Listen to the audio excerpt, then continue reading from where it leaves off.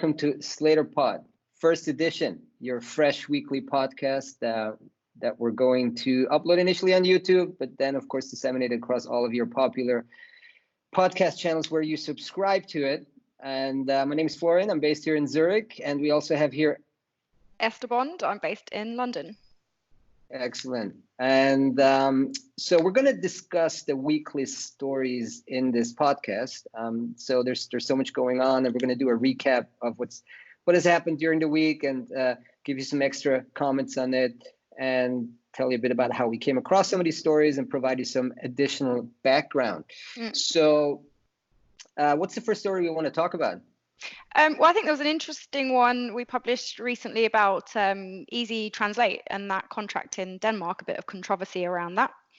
That was yesterday, indeed. Yeah, that happened really fast, and it came off the rails very, very quickly. I mean, we all remember, or those of you who followed Slator and also what's going on in the UK, remember that Ministry of Justice contract that went on in 2011, 2012, went off the rails. And then, it took them like years to actually get that contract back on track. And then when the Danes tendered out a very similar interpreting contract about 1.5 years ago, everybody was like, well, you guys better check with the UK about what happened over there.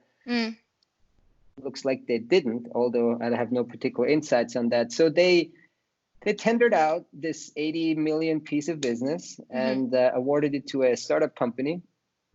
And then, there was some initial controversy. And then about, interpreters being booked wrongly and quality issues and scheduling issues, all of the challenges. Yeah, all of the challenges that you're facing when you're doing these types of large interpreting contracts. And yesterday, the Danish police commissioner actually pulled the contract, terminated it with immediate effect. They use pretty harsh language because of, I think the straw that broke the camel's back was data protection. Okay. So apparently some documents ended up on platforms or servers that they shouldn't have. Yeah. Although we didn't have any particular deep insights on that. The police didn't say anything, but we spoke to a source who had a little more information on that. Yeah. So basically that's terminated, and they revert back to having an interpreter list, and local authorities actually booking this by themselves. So it's a pretty big blow. I would also assume to Easy Translate, to that company. Yeah, it sounds like it. Yeah, but it seems like something that they could have avoided, frankly, especially because we had the exact same thing in the exact same sector with the exact same service in the UK only 4 years ago. So kind of a sad story. Speaking of public sector, we had another story this week around the public sector. What was that? Can you tell us? That's right. Kind of an unhappy situation again. This time it was on a contract from the EU. So the DGT was in the process, or is in the process of tendering out a large contract for 49 language pairs, about 500,000 pages of translation. And obviously part of this, the LSPs, or the suppliers who are bidding for the work, were required to have their linguists and translators complete an online test. So I guess the mishap and the problem, the root of it, was that there were technical difficulties when the platform that these linguists were using actually malfunctioned during the testing. So not everybody had issues, but I think a significant number of people had issues when they were trying to complete the test. And so to account for that, really, the EU has now said they're annulling and cancelling all of the results from this first round of testing. And not only that, but obviously they still need to carry on with the tests, and they're going to ask suppliers and linguists to redo the tests. So I think the source of frustration... Sorry to jump in here. Are they going to pay them for this, to retest? No. Well, so I mean, I think this is where some of the suppliers are, a bit frustrated because they've said, or I should say, the potential suppliers are, some of them have obviously had to pay their linguist to take the test the first time round. One person was saying it's unacceptable, the situation. Another person complaining that, basically they'd have to pay linguists twice to do the same, or the new test. And the EU said, unfortunately, they obviously apologized for the inconvenience. They were aware of, the inconvenience that had caused, but they were not able to compensate for any costs incurred. All right. Yeah. It's not all bad news though, and some people Yeah. are actually relieved, I suppose, because the ones who had difficulties and technical problems with that original testing now have an opportunity to repeat the test, and potentially people can actually now go in with more suppliers, more linguists or different linguists if they want to.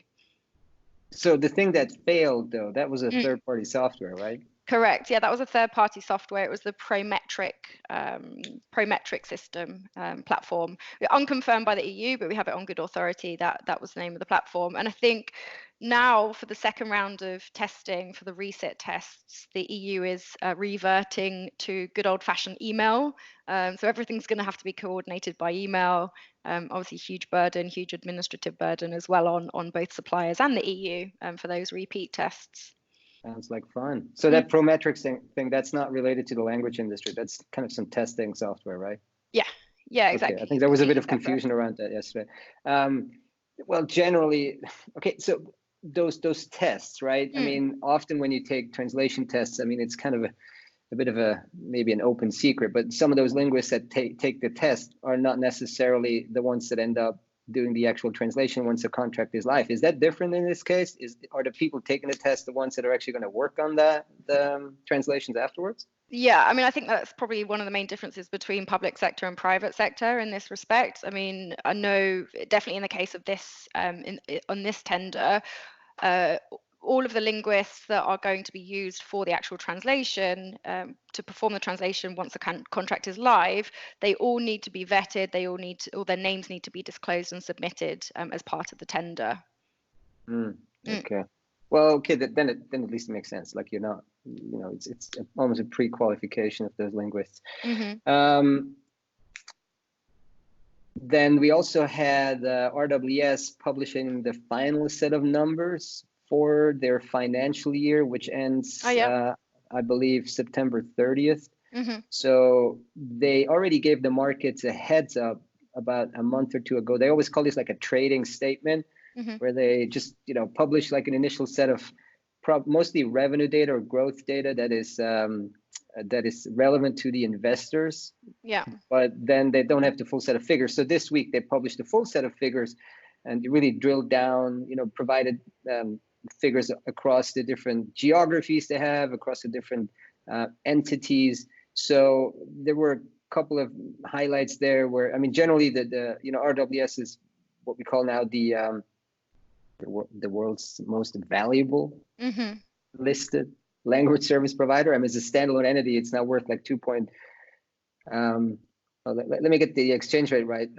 Skip the exchange rate. So it's 1.8 billion British pounds. So I don't know, with the elections just happened, I think the pound went through the roof. It's not a good time to change up my dollars, is it? Unfortunately, but yeah, there we go. Yeah, exactly. So it actually went up a lot. So anyway, so 1.8 billion pounds. So very large, has grown now about 16 consecutive years, which is a feat for any company. It's quite impressive. I mean, notching up growth every single year for 16 years, that's quite the feat. And is this double-digit growth then that they're seeing year on year? So yeah, it's interesting. So basically, there's if you look at it from a absolute perspective, yes, it's double digits, but some of it's obviously come from acquisitions. But even if you strip out the acquisitions and some seasonality, you're still in the mid to high teens, what they call, right? I mean, in terms of growth, I think their linguistic validation business has done very well. That's in the life sciences unit. Moravia, the separate Moravia unit, has done quite well as well. I think they had some slow business in their kind of more traditional translation LSP unit. That's a very small unit for them. Yeah. But didn't they go through also a process of realigning a number of the smaller units and consolidating into a few bigger ones? Well, yes, they did. Well, so now they used to have 4 entities and 4 units that they're reporting on, and now I think they have 3. So they're going to merge this small language services unit into Moravia. Yeah. So now they have life sciences, the patents IP, and then Moravia. Okay. So yeah, makes sense. The businesses they're reporting on. So yeah, it was quite a strong report. Markets have reacted flat. I think most of them anticipated these types of results after that trading statement. So the stock was down a little bit initially, but then recovered. And I think I just checked this morning. I think it's basically back to where it was before they announced the results. Yeah. So, but overall, quite strong results from RWS, and the outlook seems to be pretty positive as well for them. Yeah. So interesting on that side. We did publish a couple of other articles on SlatorCon Amsterdam. Oh yeah, yeah. Yeah, what was that? So we had. I think we've brought out or published the panel, the buyer panel, which was enterprise and e-commerce buyers, which I know you were moderating, Florian. Yeah. What were some of the main conclusions from that? Okay, so yeah, we had the buyer panel. Let me just kind of take a little bit of a detour there. We had the buyer panel, but we also published something that was similar, where we had PayPal's head of technology, localization technology, Michal Ančák, also speak. So it was generally SlatorCon Amsterdam was pretty heavy on the buyer side compared to some of the from the speaker point of view compared to previous SlatorCons. Look, main takeaways. It was very interesting to have that type of panel because we had Vinny from Bose, we had Alvaro from Nike, and then Andrea from Kayak. So Nike, obviously everybody knows what Nike is, but Kayak's a travel website, a flight aggregator website. Bose is, the speaker. Consumer electronics. Yeah, we had Bose speakers in the actual room. So that was funny. Nice. And then Easling is a website proxy, so they were the panel partner. Main takeaways. It was just about how they run their operations. How far they're into the MT adoption journey, as it were. I think Kayak's somewhat advanced in that because they have so much content that lends itself to some degree to MT. Nike. He said they've only kind of really looked into MT in the past year or so, and they're now considering it more fully. And Bose the same. So it was basically the main takeaway was that really they would expect very, kind of white gloved account management from the LSP. So there was a bit of a wish list for LSPs that they formulated. And it was interesting to hear from them. So I think people should go and read the article for more insights. We also published 3 interviews with them. So we had Andrea, Alvaro, and Balázs speak. So we already uploaded those on YouTube. Yeah. We did take a bunch of interviews. How many interviews did you do at SlatorCon Amsterdam? You did like 6 or 7, right? I think it was maybe 5, maybe. And then Andrew obviously did a whole bunch as well. Yeah. So glad you guys do that. It's good to talk to them though, and there are obviously some really interesting insights as well coming out of those short interviews. Yeah, so people should totally subscribe to our YouTube channel, especially now they were uploading SlatorPod. Okay, well, we promised we're going to keep this brief for now. This is not yet a long form podcast, but who knows? Maybe we'll make it one eventually. But I hope this was helpful. And now the power went out, or what was that? Yeah, I think that's our signal to sign off. Okay, that's a good one. All right, yeah. On that note, is this an actual power cut? No. I think it's because I haven't moved, and so the automatic light has basically gone off. Yeah. Okay. Well, better start moving then. Cool. All right. Cheers, SlatorPod. Edition 1 out.